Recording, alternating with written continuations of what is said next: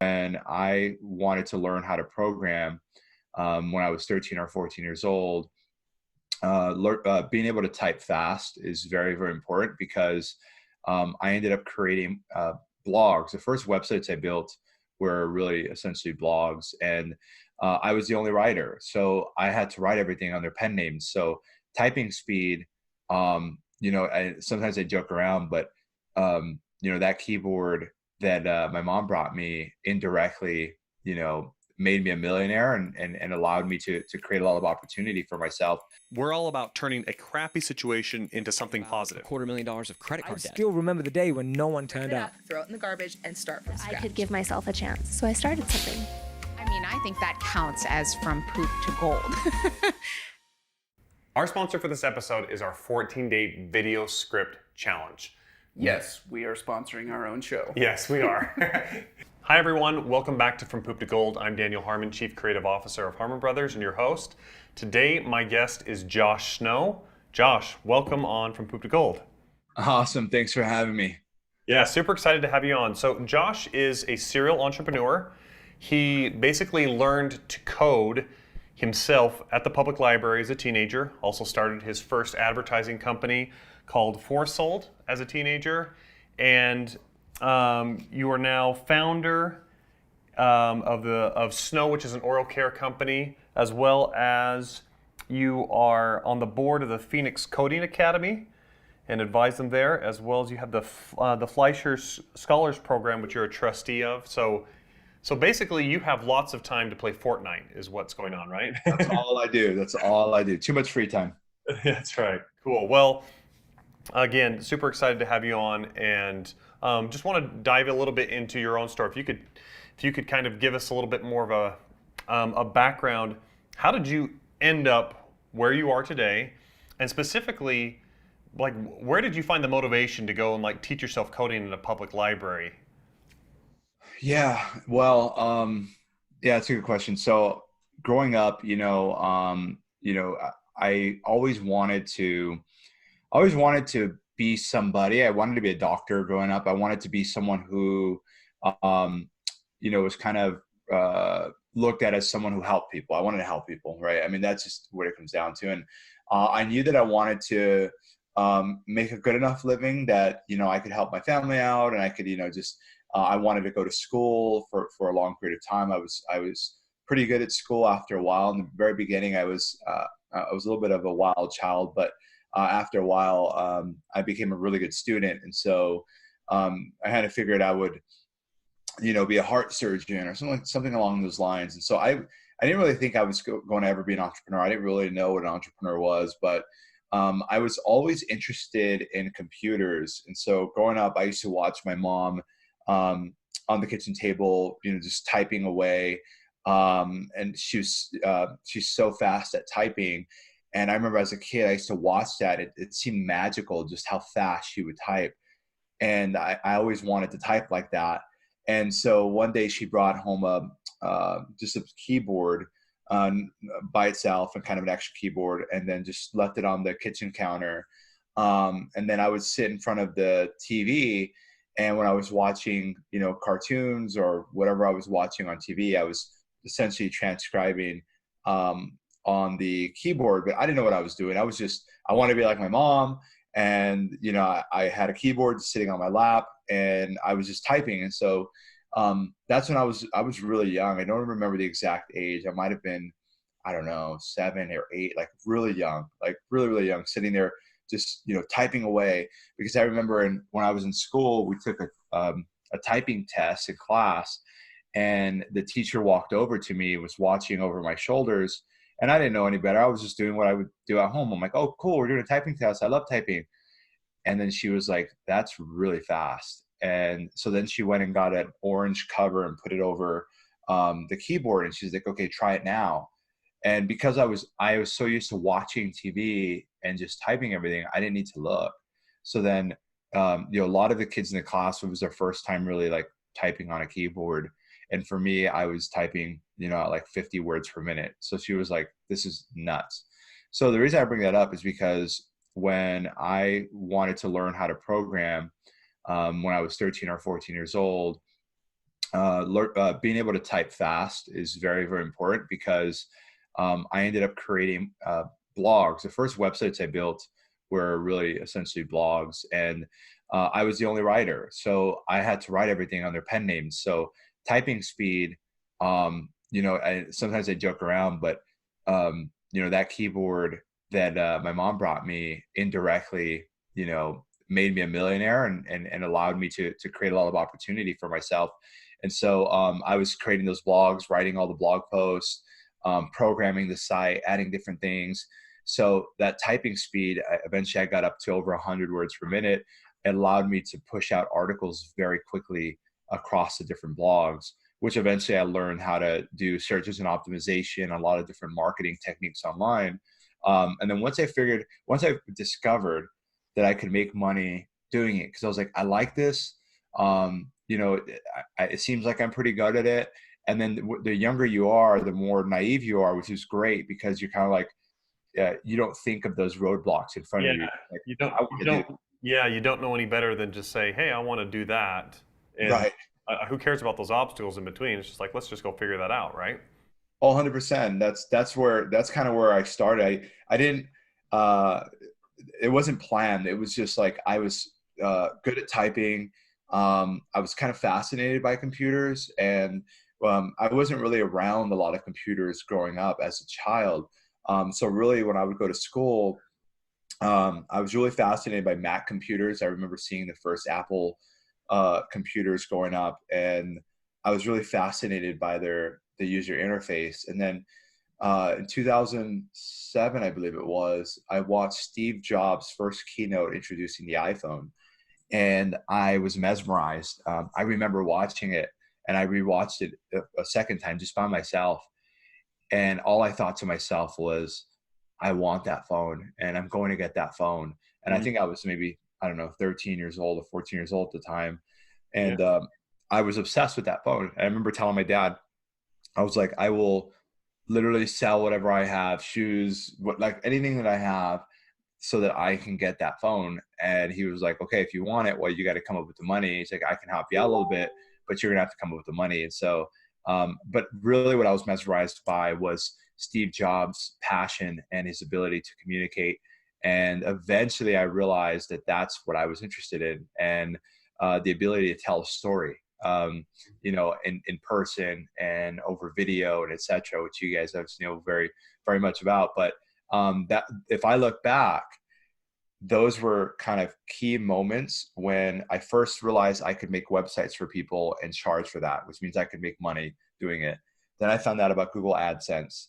Then I watched Steve Jobs on stage, and I say, one day I would love to be able to get in front of people and tell a story like that. And so now when I'm on stage all over the world, I kind of channel that inner Steve Jobs from that very first presentation. And so it's a real honor to be able to, to be able to mimic that as best as I can, and kind of in my own way, but be able to tell a story on stage is one of my favorite things to do. Very cool, and you have a great presence up there, having watched one of your stage presentations. And Josh, have you ever read the book The Alter Ego Effect? Yes. Yeah. So yeah, essentially that's what you're doing with your Steve Jobs, right? Yeah. Sorry, I shouldn't let other people know what your alter ego is. Right. But anyway, we had Todd Herman on the show, and the author of The Alter Ego Effect, and wow.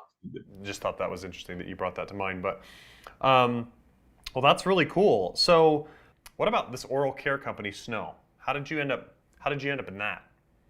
Yeah. So, we have, Snow is so we have a few brands right now. One thing that maybe a lot of people don't know is that we have a few different brands right now. Two leading brands. One's called David, and the other is called Snow.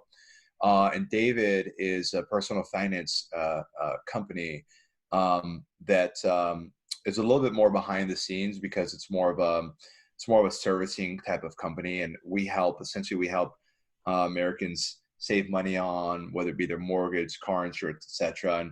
And we have about 100,000 calls a month that come into our call centers with people looking for help. We have a free helpline, and that's and there's a business there. We make money when we help people save. If we don't, we don't make money. And it's a substantial business. And I have an amazing co-founder in that business, Anthony Sarandria.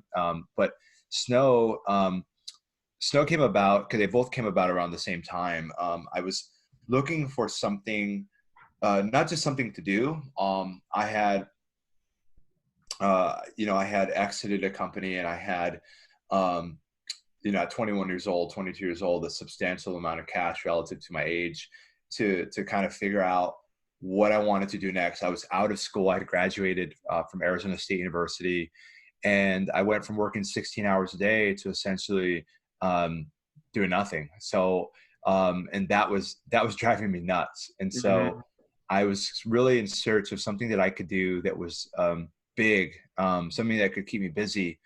And I had jaw surgery around that time. So I had upper jaw surgery to fix some of the alignment. I had some bad jaw pain, and I had braces a few times. And so I became friends with my dentists and oral surgeons, etc. And we would start to hang out. And one day I asked, like, hey guys, where's the market at, or where's the business for a guy like me? I'm not a dentist. I'm not a doctor. And they said, well, the only thing you could really do is probably teeth whitening. You have strips on one side, you have the in-office treatments on the other side, and not really anyone kind of owning that middle section. And so I was like, okay, if I could take the technology and the efficacy of an in-office treatment with the convenience of strips, we could be onto something. So I asked if they would help me kind of just review the formula as I came up with it. I obsessed over the research. And once we found a formula that, could give amazing results without painful sensitivity, really focus on the safer sensitivity, then we knew we were on something. And I say it was really just, a few of us in the beginning kind of just throwing ideas back and forth. But, the first 6 months we hit $1 million. And that's when I said, wow, there might be something here. And so I kind of put a bunch of fishing lines out around that same time to see which one would kind of take off. And one of my mentors, who's my partner in the Fleischer Scars Foundation, Mort Fleischer, always says, follow the money. And so I put those fishing lines out. One started to ring a lot, another started to ring a lot, and I said, okay, I've got to go all in. And then I became really obsessed and infatuated initially, and then obsessed with the oral care market, and personal care as a whole, but oral care particularly. And I started to say, what if we reimagined toothpaste? What if we reimagined floss? What if we reimagined the toothbrush? What if we reimagined the teeth whitening market? And so all of a sudden I realized a gap where we could really, really take off. And, today we now have more website traffic than Crest and Colgate. And so it's evident that we're on to something. And we've had the amazing opportunity to work with very large celebrities. And now we're working with large retailers and rolling out for holiday season. And in about 4 weeks from now, I will be making my debut on the Home Shopping Network as an on-air personality selling Snow. So it's been really exciting. And one thing that's important to us is that 18 million American children go without dental care access every single year. And one thing we do in the background, we don't lead within our marketing. And that was very important to us as well, as we chose to do this, is every single product we sell, we help one of the children who don't have dental care access. And, that could be something as like a kit of toothbrush, toothpaste, mouthwash, etc., all the way up to dentist volunteer to fix cavities, etc., on the weekend at these different clinics. And so that's something that's important to us, because it's like, as we scale, how are we doing good while doing well and growing? And that was another thing too, because I was like, I can start any company. I want to do something where one, it's got virtually infinite scale. Two, it's truly something disruptive. Three, the products have to work. And then ideally, through the products and through the growth, we're able to make some sort of impact.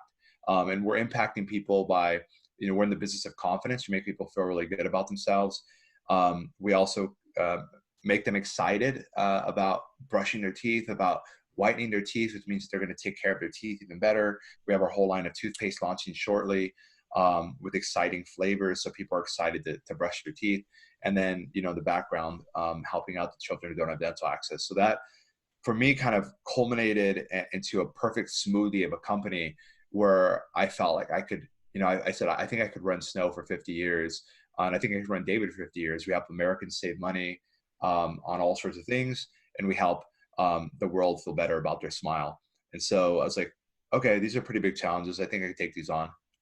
Yeah, that's awesome. It's very much aligned with kind of where we like to go as a company. Our whole thing is we want to share better stories. And for us, that has a lot of different meaning. It needs to be sharing stories in better ways than we have in the past, that we're doing things that make the world a better place, that we're sharing stories in a better way than what their clients have been able to share their story in the past. It has a lot of different meanings for us, but it's very clear that the impact of what you're doing on the world is very important to you.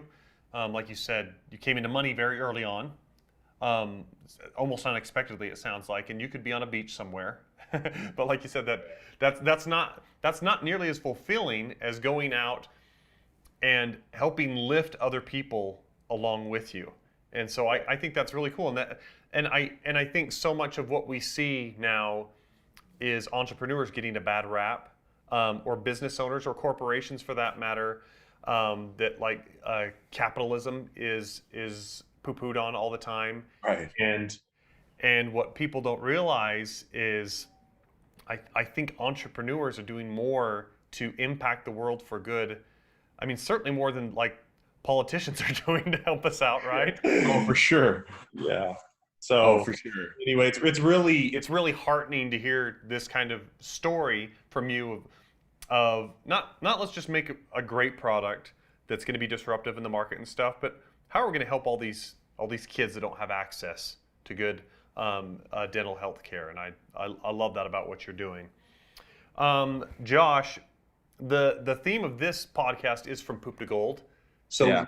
we always like to find out when you've had a really crappy situation in your life that you were able to turn into something positive. What comes to mind for you when I mention that? I mean, I'm sure you've got a bunch, but what's one that really sticks out?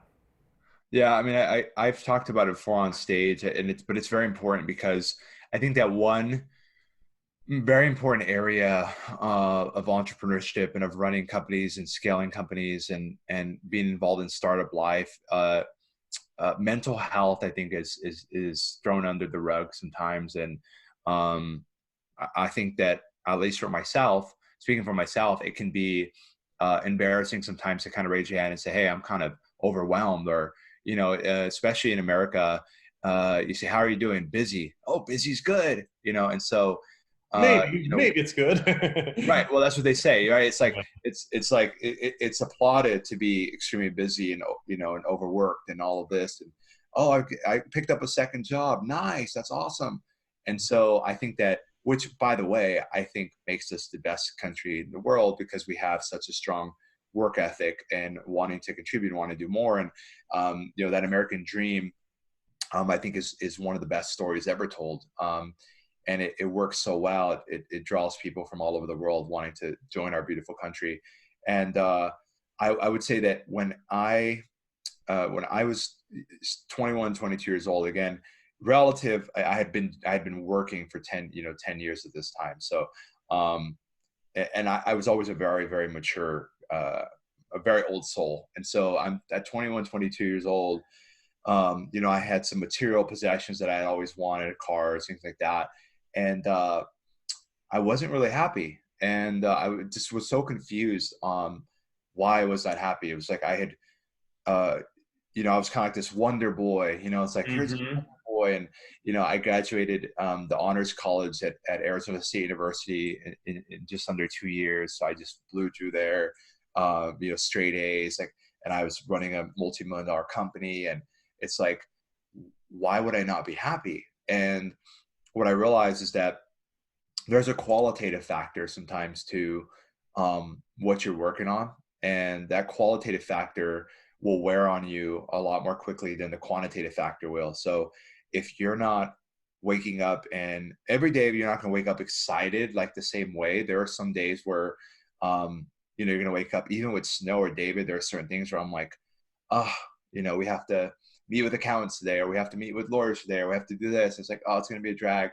But when you wake up for multiple days or multiple weeks and you don't have that energy, it's very important for you to be real with yourself, at least, and this is me speaking to myself, is to be like, hey, something, you can change something, you don't have to be stuck anywhere. And I think that for me, I realized that I have to be doing something. Like, I have to have a lot of things going on, right? It's like helping out the Phoenix Coding Academy, which is a free public it's a public high school, where we have 3D printers, robotics, all teaching programming to underserved communities. And it's a full high school, so you go there from freshman to senior year and you graduate. You never leave that school during that period. So impact, right? So for me, when you realize that you have to make 100 billion like Bill Gates and you still can't